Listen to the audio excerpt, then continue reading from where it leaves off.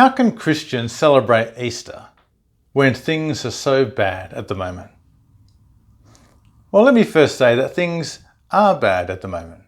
I don't want to downplay that. A lot of people are having a very hard time right now. Christianity is not wishful thinking that we pretend that everything is good when it's not. As you watch this, I imagine that your life is full of struggles you didn't have before. And Christians also suffer and struggle in the same way.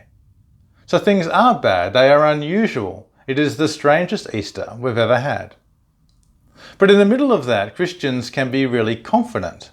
In fact, in 1 Thessalonians chapter 5, verse 16 to 18, we read this. Rejoice always, pray without ceasing, give thanks in all circumstances, for this is the will of God in Christ Jesus for you.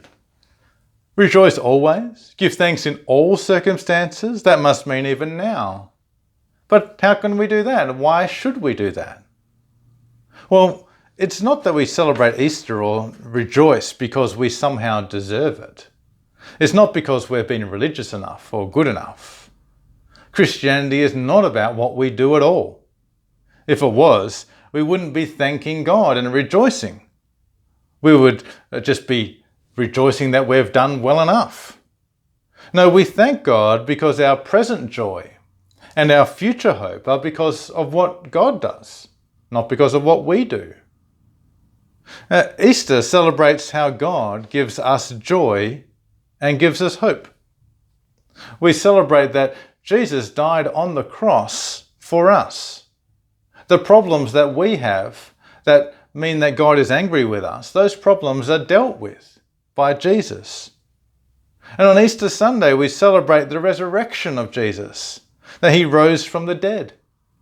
The resurrection is saying all of this is real. All of it is true and confirmed. God is giving his tick of approval and stamping paid in full on top of our invoice.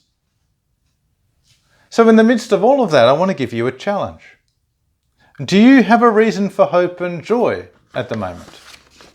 I'm sure you can find lots of reasons to complain and lots of things that are wrong. But is there a reason for hope and joy? Christians do have a reason for this. We know that the government can't provide us hope in the future in an ultimate sense, but Jesus can. We don't know how all of this crisis is going to play out, but we know that in eternity, Jesus is going to come back, and those who trust in Jesus have a certain future with God.